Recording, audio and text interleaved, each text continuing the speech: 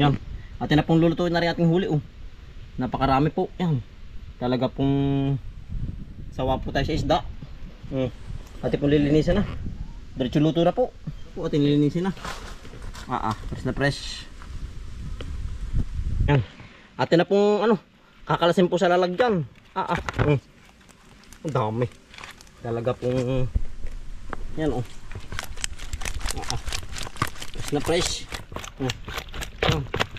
Ating po tinatanggal sa stick po. Ating hugasan na ay. Ating ililinisan na. Pagkadami din pala na rin utol. Sawa. Yan po. Ating tinatanggal yung tibo. Yung mga hito po. Gawa na rin may mga tibo pa. Ay kapag po hindi tinanggal, delikado po sa kamay. Kapag lilinis, baka tayo matusok.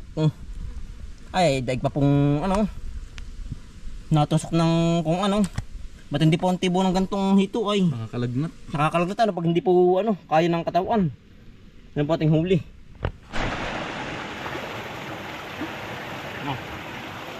Atin na pong nililinis po. Atin na pong natanggal ng mga kaliskis. Ito, bagay si babaw, baka maanog. Dalag po, tilapia. Tsaka rin hito ang ganda po ng ating linisan. Ang laki po ng tubig. Talaga pong nalagas-las. Ito po na lang. Diba si babaw? Ating ipunin. Ang mga bituka po. Ari po ating iulong ngayong tanghalian po. Tama na rin po ang hapunan. Gawa ng ari po marami. Ari ng ating nahuling isda po. Gari ka guys Pagabot ng isda. Tilapia.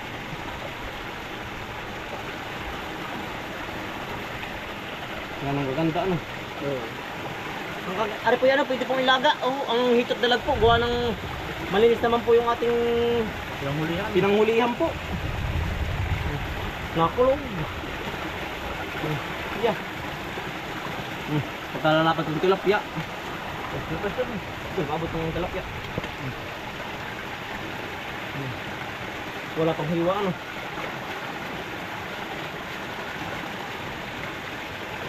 Bagus las.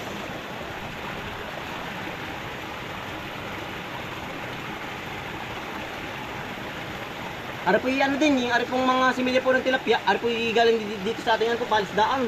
Mga sakat po. Kapag po nabaha po, ay naawas po ang palisdaan, kaya po yung mga anak na maliliit ay po sa mga palayan. Nakakapunta po, nakakahayon. Kaya po sa aming palayan din, nakatabi po ng kubo ay marami pong mga similya ng tilapia. Kaya po marami na po sa palayan na ganito tilapia po. Dalag. Ate po kinukuskus sa dalag din sa po. Sa semento po para po matagal ang ang dulas. Nagulin na ulit. Ulan yan. Ulan na naman ang langit.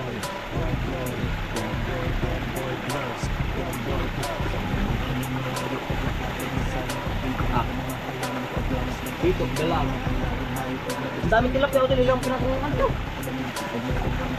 Tilapia? 1, 2, 3. Tatlo ito nila yan. 5 peraso po na tilapia. Ang ating nadali sa palayan po.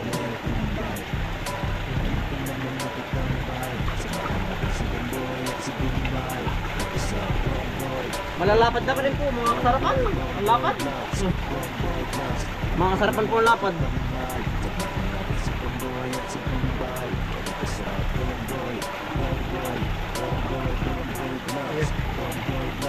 Parang po ito tanggal ang ulo sa akin at saka mag-istig at sinabi mo yung hindi ka pa ay nakatikim pamamapotong sa kamote at saka balighoy paglaan sa palayan may bambayat ng bamboy pagtuturo sa mga aso na testo yung bamboy kailang kasi pag nagputol na bambayat ng boy hindi ka namang nakakambay samahan natin si Bomboy at si Bombay dito sa Bomboy Vlogs hindi ka namang nakakambay samahan natin si Bomboy at si Bombay dito sa Bomboy mga kakambay. Samahan natin si Bomboy at si Bombay dito sa Bomboy Vlogs. Bomboy Vlogs.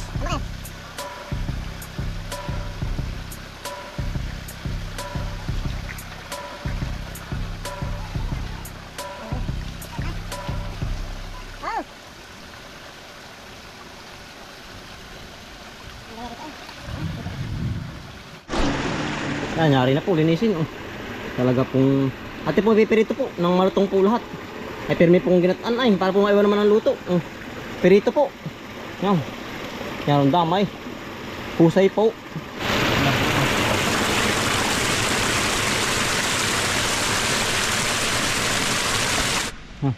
Ate po nalagyan ng konting ano po, asin po para po may asa po. Yan Ito na po pipirito ng malutong-lutong.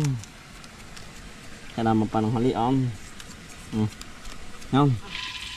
Bagay na rin nga kulo na eh. Iya. Natibalsik na no. Natibalsik na po. Ating unahin tilapia muna. Para po ano. Madali pong malutong tilapia ay. Yan. Talagang fresh na fresh. Ang taba ng tilapia po. Ang taba ng pagka-tilapia. Kasi ang apat pala. Talagang nasimbad. Yan unang salang po tilapia. Yan. Talagang ibalitin na po. Yan dali din maluto. Yan. Masarapan po.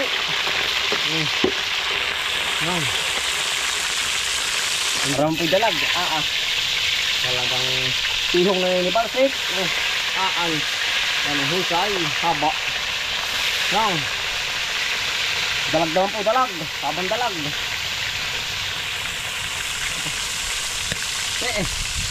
Talagang yan. Pahal na salang po. Dito naman po, dito. Yan. Haba. Talagang ang dadalay. Yan. Yan ang pinag-ayos eh.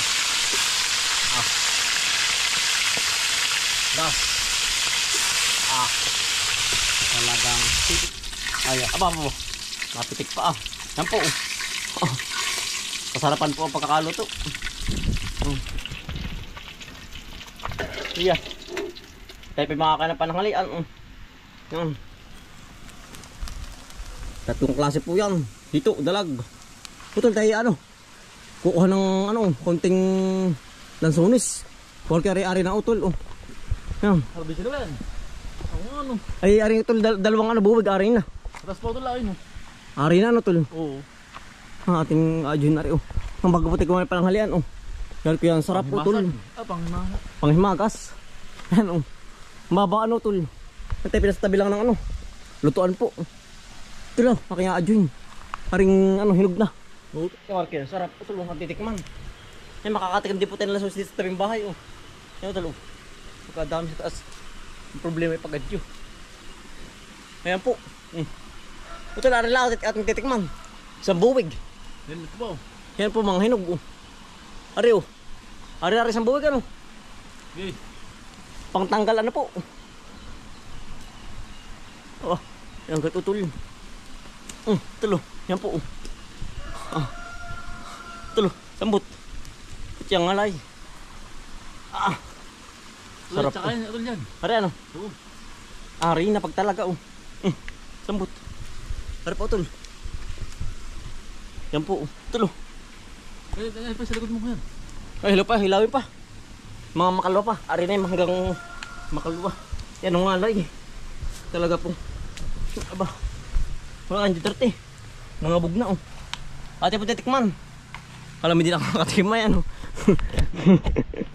Tulo. Ilagay sa sombrero. Ating yan po, marami pa. Ito yung parang dulo, ari na rin Baka sa isang araw na. Para titikman lang. Ay talagang ari na Wala na ibang antayin Papanakiin lang Siya nga. Tapos tabing bahay lang. Talos utol. Sarap. Ano po ito? Pusay. Nangangabog na nga. Tuyo na ay. Yan po, lansunis. Pantanggal sabik. Pantanggal sabik po. Rin ha. Ayos. Sabik po sa lansunis ay. Madalang pa. Sa kabila marami. Sa ano, ka-stereo po. Doon po tayo mananawa ng lansunis po. Baka mga 2 linggo pa. Makakaputi na po tayo. Nga ambon na. Hindi kakain natin pa ng hulan. Ay, masarap. Masarap po yung ganito, yung nahihimay na sa ano. Sa gantong tangkay ano. Tampok. Mas paano yung lumon na yun. Mas matamis. Ang ganda naman po nakatabag ng mga 1 linggo. Pag galing sa puno. Huwag lang mag-harvest po pag po naulan. Naitim. Naitim. Nagkakapasa po din. Mahina din sa ano. Sa ulan. Sa ulan kailangan po pag-harvest po ay mainit. Pag-harvest. Ang tamis ang. Top.